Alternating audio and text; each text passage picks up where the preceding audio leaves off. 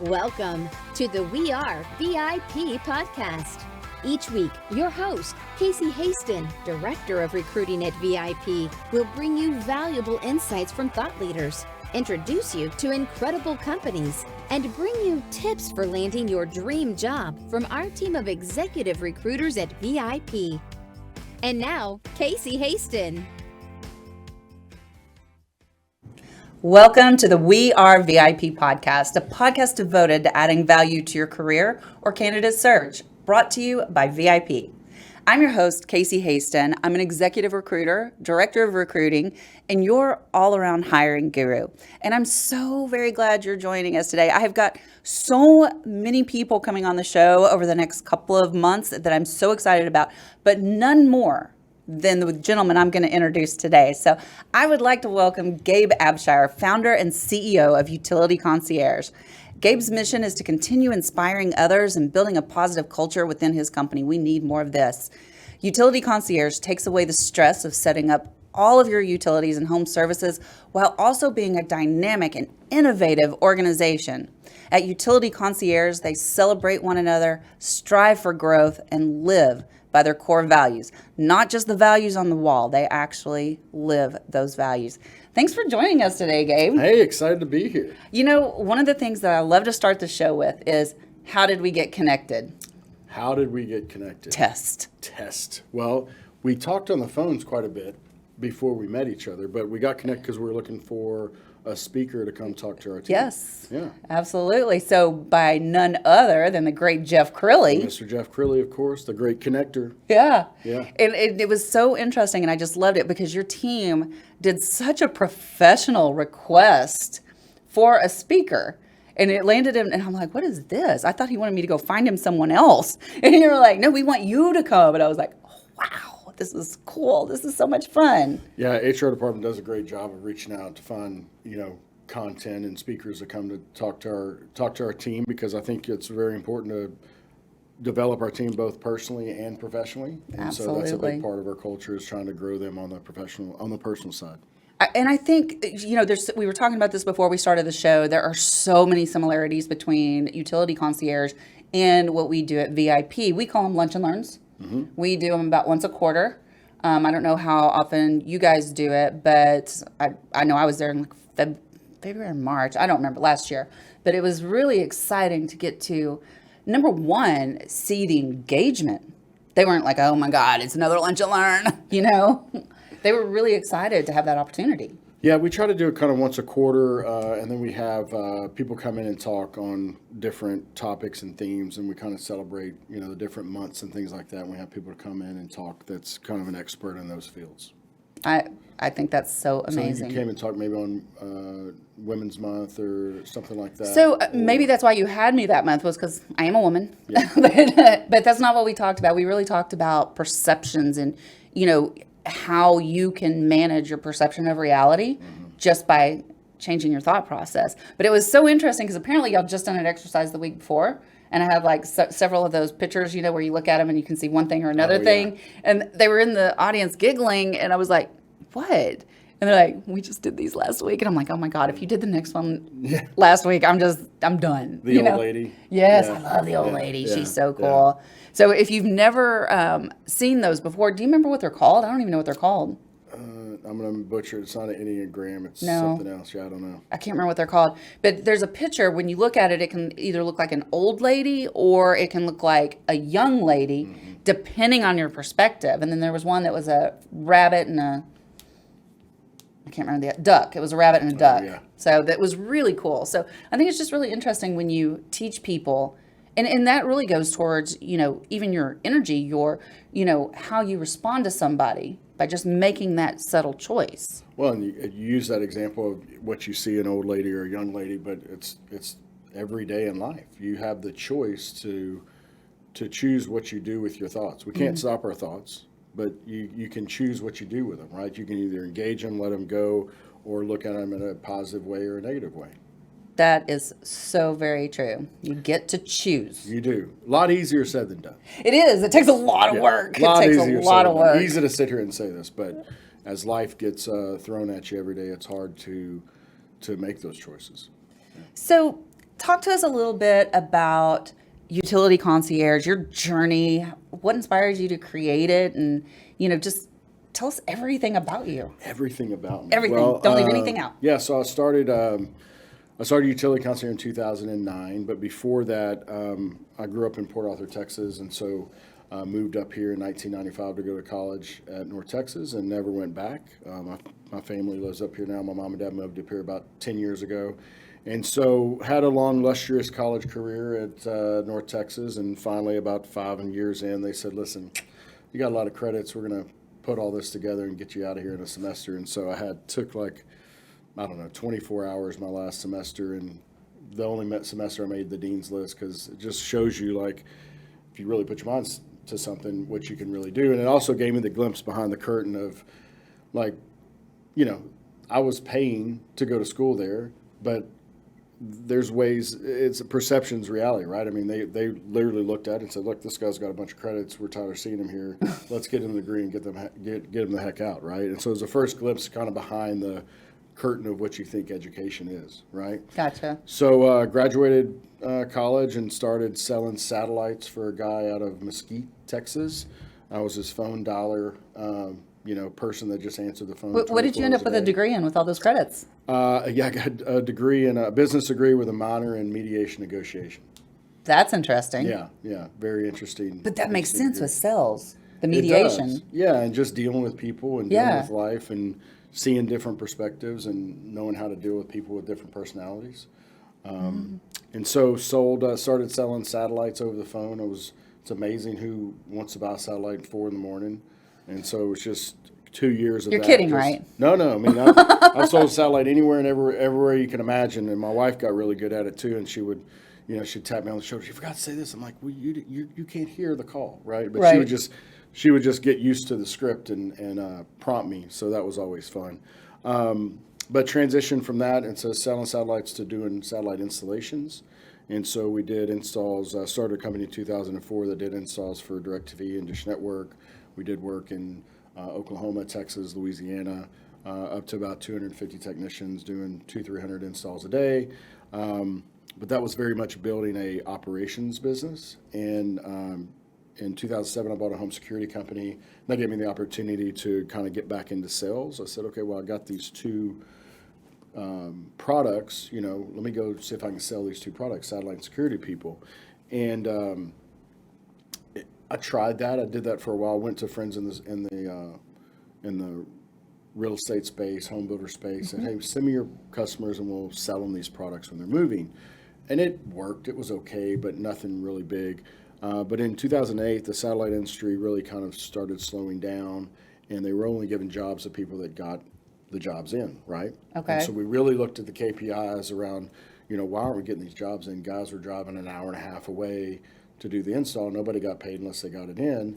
And what we found out after looking at the data, there's a lot of people moving, right? And so they'd drive out there and they'd have their TV, but the electricity wasn't on, or they'd have the electricity on and the TV was still in the moving truck, right? And so Gotcha. in 2009, when I launched Utility Concierge, we launched it and really shifted that mindset to similar clients will sell them these services versus similar clients will help them through this stressful time in their life, right? Moving is the top 5 most stressful things that you can do.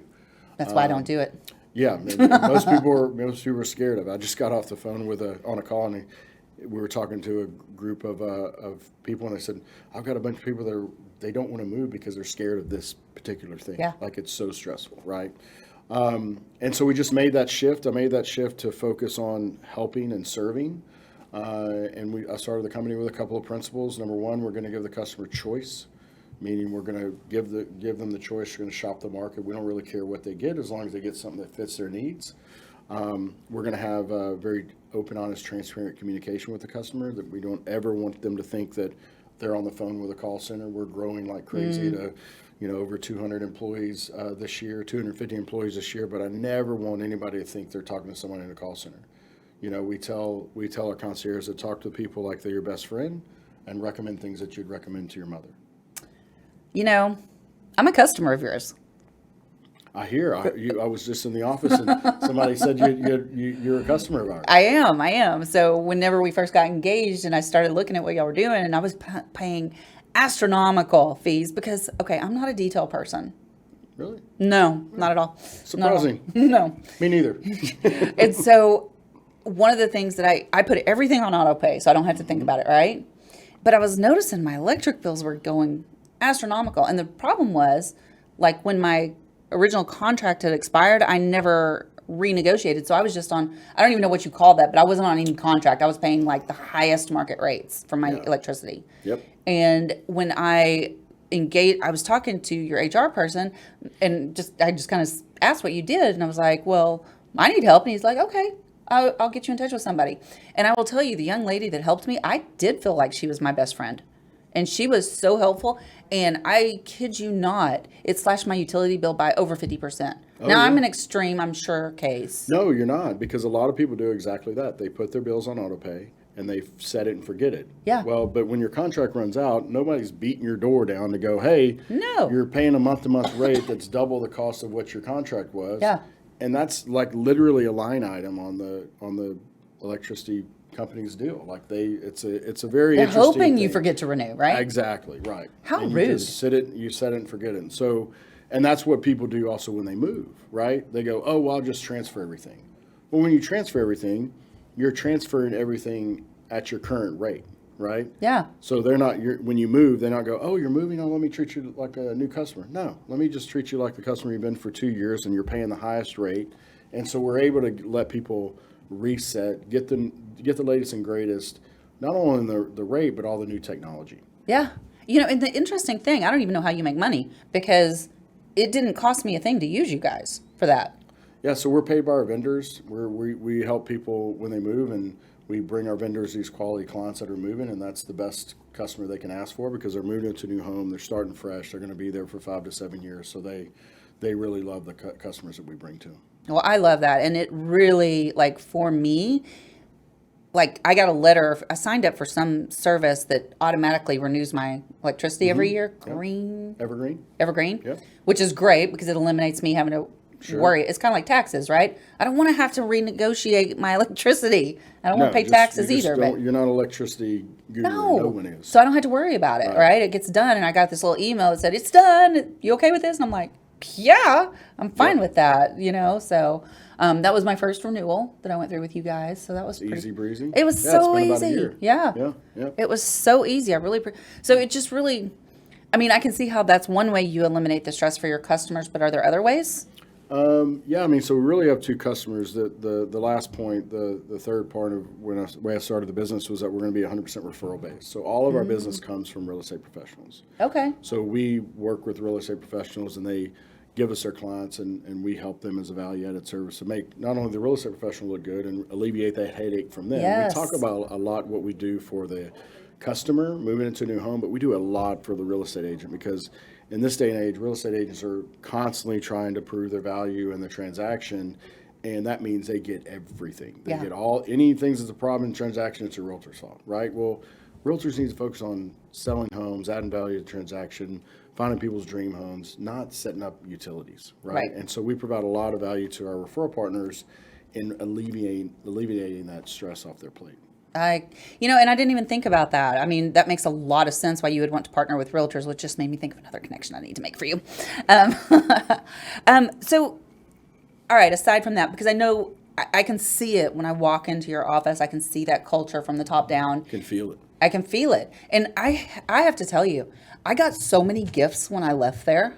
They swagged you up? They swagged me up. It was awesome. Awesome. They did a great job. I have utility concierge stuff all over my desk now, still to this day. So, but it was just really cool. But I see that you do it internally, you do it externally. But I know that you're just a huge advocate for building, that positive work culture and environment. So that can mean a lot to a lot of different people. So what does a positive work culture look like for you?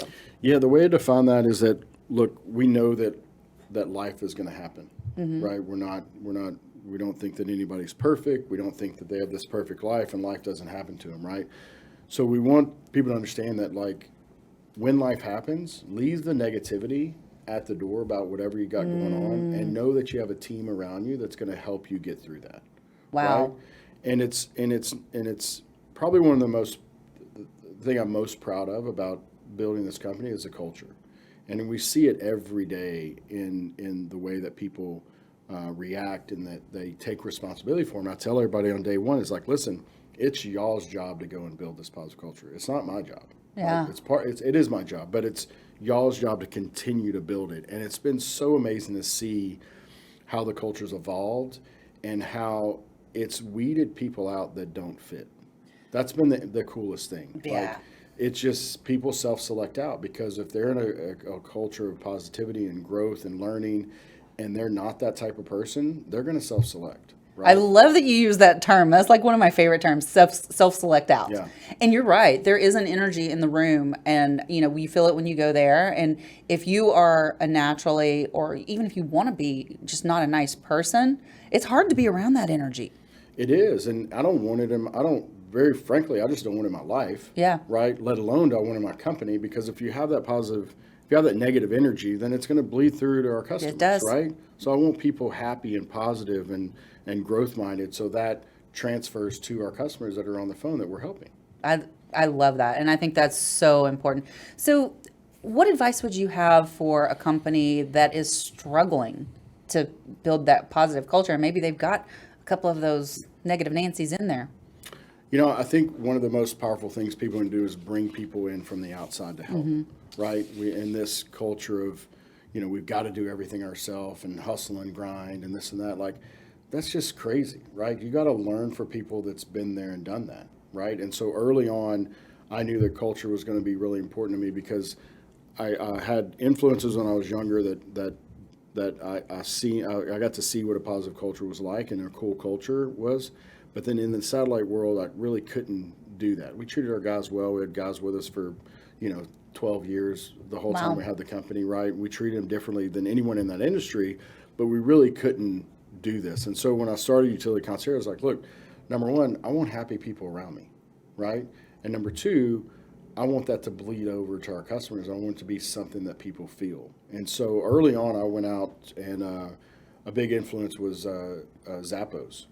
Right? Okay, yeah. And we went out and toured their facilities that's a couple cool. of times and went through their coaching program and really learned a lot from Tony and his team there.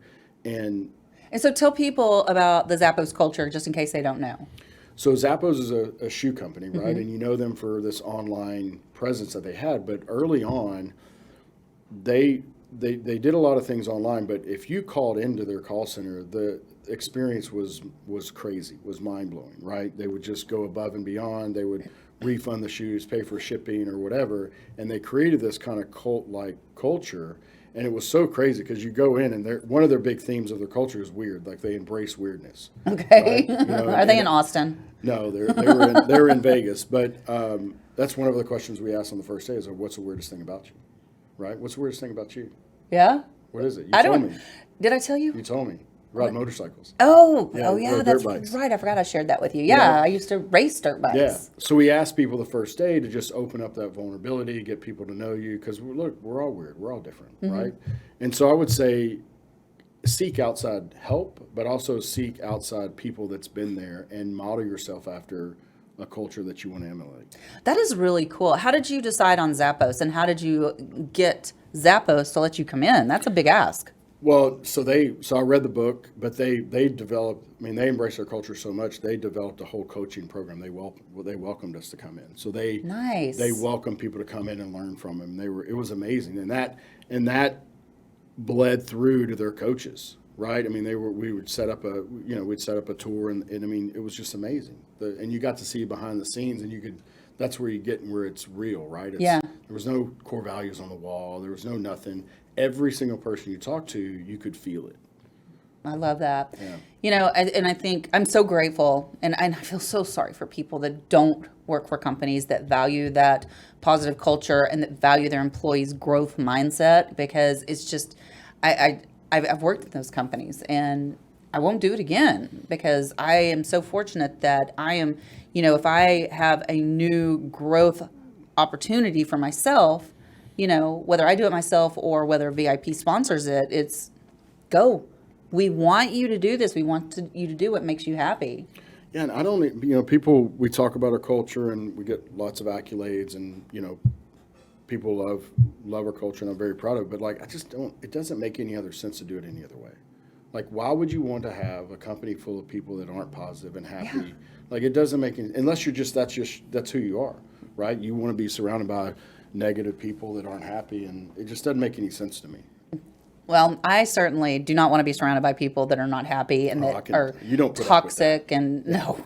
And I find myself in such a different place in my life right now. I just wish that I'd heard these conversations earlier in my career, because it feels like there's always that one person that wants to point out everything bad at the company, right? And then you start to see everything as being bad at the company when it's really not that way. No, and it's just life. I mean, you can sit here and complain about all the negative things, but then you make a list of all the negative and positive things in your life. I promise you the positive things are going to be much higher. It's a bigger list. It's just what you choose to focus on. That's right. It's not really rocket science. Absolutely. So you mentioned earlier that you have a plan to hire, last time we chatted, it was 200, but now you're saying almost 250 by the end of the year? Talk to me about that. 100 people. So we're at about 150 people today, and we're going to grow to 250 by the end of the year. That is crazy.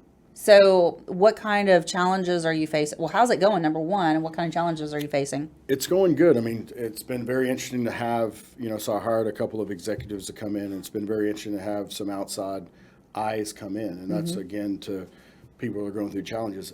Value other people's perspective that's not in your business, because it's, I was talking to somebody today, and it's almost like if you're in the business 90 days, then you put the blinders on, and you need to have people come in to poke holes in things and give you other perspectives, right? And so it's been really interesting to see, that team come in and really poke some holes in our HR process and like really liberate our HR people. We had just some processes that were in place that were just not aligned with our values, and so to liberate them to be able to, like, they weren't happy. Yeah. Our people that were selling our company weren't happy because we were so strict on. We are strict. We are very protective on who we let into our culture and our team. But I think we got a little bit too far over our skis on that, and so being able to open that up a little bit, we've been able to. We've had 2 of our largest start groups in the past 2 months. So we were struggling to get 4 people. We had 15 people in our last two groups. Oh, nice. Yeah. So. And how long have you been in business with utility? It's 2009. 2009. Okay.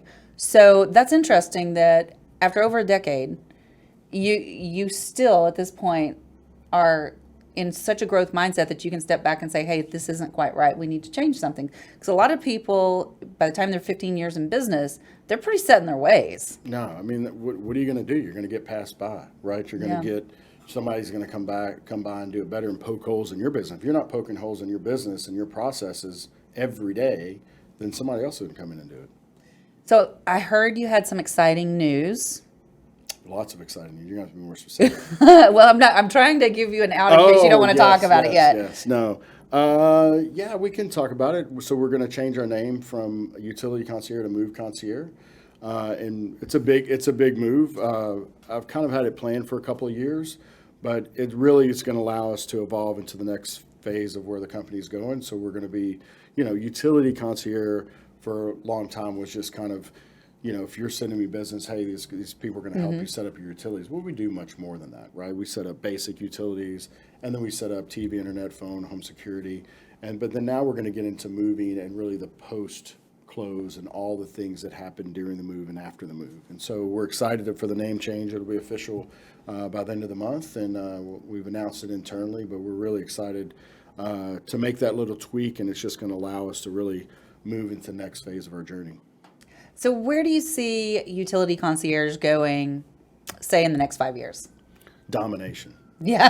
That's it. I want to dominate Texas, right? We're nationwide, but I want to dominate Texas, right? There's so many people moving to Texas, but we really want to change the way that people think about moving, right? Because it's the top 5 most stressful things that you can do in your life, right? But you have a realtor, you have a mortgage person, you have a title person, you have an insurance person, but then when the closing happens, it's, hey, good luck. Yeah. Right? You're on your own.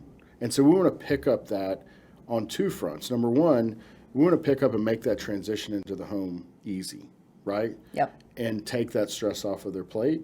And we want to be the concierge for life, right? We want to be there for the lifetime that they're in the home and when they move to the next home. So anything that you need for your house above and, I mean, not just utilities and moving, we want to be your first call. And in return, we're going to develop a platform that will allow our real estate professionals to stay in front of those clients for life also. It's one of the toughest things that real estate professionals have to deal with is staying top of mind to their database, right? 86% of people, I'm going to get the percentage wrong, 85% of people say they would use their real estate professional again if they remembered them. Yeah. So we're going to keep the real estate professional top of mind. And so we're really excited to kind of move into that evolution of just really being that concierge for life for the homeowner.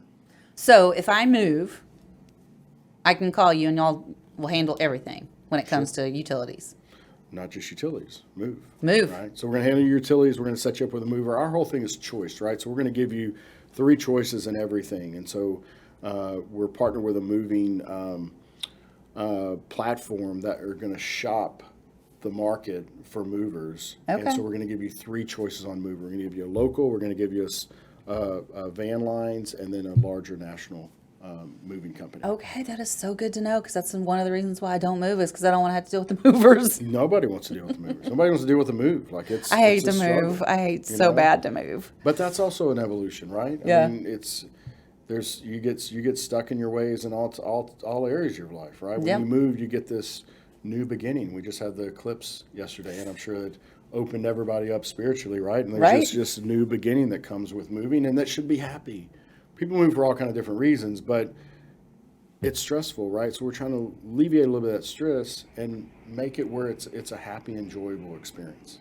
Okay, well, I know where my first call is going to be. I want to talk briefly about your podcast, Connecting the Journey. And again, I just want to point out this is something you do as a give back to your community. And I love that you do that. So talk to us a little bit about that and where we can find it. That's very generous, but selfishly, it's my happy place, right? I mean, I love to sit and talk to people, hear about their journey, learn from their journey, right? I mean, again, like if you're not learning from people around you and you're just trying to, knock life out on your own, I mean, you're missing the boat, right? I mean, I'm just a big believer in being around people that's been where you're trying to go and emulate them and, make tweaks along the way, but they leave breadcrumbs along the way, right? Absolutely. And so a lot of that is that, right? I enjoy learning about people, but I also really enjoy, the title of the podcast, Connecting the Journey. And the thesis is that as entrepreneurs and just as business people or just people in life, we're always looking forward, right? We're always looking to the next big thing. We're also looking for the next trip, for the next promotion, whatever it is. And very seldom do we take time to look back where we came from, right? Yeah. Because there's no gratitude looking forward. It's only when you measure back and see where you came from that you have this sense of achievement and gratitude and appreciation. And very seldom in this very, the life we live, it's very instant gratification and what's next. Mm-hmm. Dopamine. Exactly, right? But it's fun to see people, to hear that, but it's really fun to see people because we say, okay, what's 3 main things that was a pivoting point in your life that changed the trajectory of your life? And people can knock those out, right? Yep. And so we do that before the show, but then as they write those down and then they think about it a week before the show, it's all those little things that come out. Mm-hmm. It's all those God week moments that I say, right? That if you weren't here at this particular place, if you didn't say yes to something, if you didn't put yourself out there, if you didn't make the introduction, whatever it is, all those things, it wouldn't have happened. Yeah. Right? And everybody has those in their life. So it's really fun to uncover those and see people have those kind of aha moments and leave with this really cool piece of media that they can use, but also that tells their story in a unique way. It definitely does. This has been so much fun. I have really, over the past year, just enjoyed so much getting to know you and know your values and what you do for your team. And I love it. And I think that if somebody is looking for a place where they can grow, where they can, be all that they can be, because I really feel like you're the type of person that's going to say, you come in, tell me what's going to make you happy. We'll find a place for you to help make you happy. So, or we'll find you someplace else if it's not here. Yeah, I mean, we're very selective on who we let on our team, and we want to make sure that they're a culture fit, right? And I think the other thing too, I want to talk about culture is that, you talk about making people happy and having a place for them to be where they can be themselves and all that good stuff. And I think we may have gone a little too far that. I think the thing that balances that out, and that's a evolution that we're making in our culture, is we're developing to a high performance culture, right? Because when I started this in 2009, around 2012, we had this fun culture and we did all kind of cool things, but we weren't hitting our goals, right? And that's not fun. And so what we're laying on top of our culture is that we're going to give you this amazing place of work, but we're going to have some very high standards that we expect you to hit. Absolutely. We're going to hold you accountable, and you're going to have a huge potential here at Utility Concierge, and then we're going to pour into you, right? We're going to love and care for you, right? We're going to grow you on the personal side. And so I think that's the evolution we're going through, and I think that's the balance, right? People go, oh, this is a fun place and this tech place that has all this cool stuff, but if you're not doing the work, if you're not hitting the goals, if you're not being successful, it's going to corrode you from the inside. So I think adding that high performance piece is going to be a game changer for us. I think I'm going to reevaluate my work model when I get back. I need that high performance piece. So this has been so much fun. Are you ready for our VIP questions? Oh yes, let's go. Okay. Sort of. Yeah, I'm a little scared. No, don't be scared. You don't strike me as a scared type. So if you were chosen to be one of the first colonists on Mars, what 3 things or people would you take with you? I would take Elon Musk, Smart. his 2 engineers, and a pillow. That's 4. His 1 engineer and a pillow. A pillow? Pillow. I gotta make sure I got good neck support. I'm I a sleep big well, pillow right? nerd too. Yeah. No. I spend a lot of money on my pillow. Yeah. I've got to have a good pillow. I do not disagree. I'm on the My Pillow. Do you love that? I've been thinking about trying it. They're really good. They're really good. Well, there was a cheap little commercial I know, for My they're Pillow, really good. but I have been thinking about doing that. So, okay, my second question: what is one thing you do each morning, or what's one thing you do each morning to set your day up for success? Yeah, this is an interesting one. So, I'll say I try, because I can't stand people that sit here and they go, "I'll start my morning every morning with gratitude and my journal and my cold plunge and da da da da." Like, okay, man, let's have some accountability. Let's Video. FaceTime during that, right? So I try to start my morning off with gratitude, some quiet time, and some type of exercise and movement. And I love that you said try, because one of the things, especially, and I'm still griping about this time change. I don't like this time change this time of year because it really messes with me. And so usually I get up in plenty of time to do my morning miracle. Miracle morning, love you some of miracle that. morning. But I've really been struggling to get up on time. And so I've had to cut some things out of my miracle morning. And I've really been beating myself up over it. And and I love that you said try, because I've had to give myself some grace, even though it's been, a month, to get adjusted to this time change. It's not easy for me. Yeah, no one's perfect. Yeah. Right? And I do love how Miracle Morning and the app, if you haven't seen it, you should download it because it makes it very easy. Yeah. And part of this routine in the morning is that I think as high achievers, it's one of my problems that I'm always like, am I doing enough? Am I doing good Yes. enough? Right? Versus when you can just have a process where you can just play, you have enough to think about. You don't need to be thinking. So it's the consistency of doing something every day that will compound and build on itself. So I try to knock it out every day, but we don't live in a perfect world. That's right. And sometimes you hit snooze too many times. Yeah. And I'm trying not to do that too. That's a whole Mel Robbins thing, 5-second rule. It's very unhealthy. Is so bad for It's you. It's so bad. And you don't have to hit snooze anymore. You just go, Alexa, snooze. There's 10 minutes, right? Yeah. It's like, it's so bad. It's so bad. All right, my final question for you. If your life's work was being summarized in a news article, what would the headline be? I told you I would rather Jeff Crilly write this for me. But look, I just want to be known as someone that made a difference in people's lives, that made a difference in an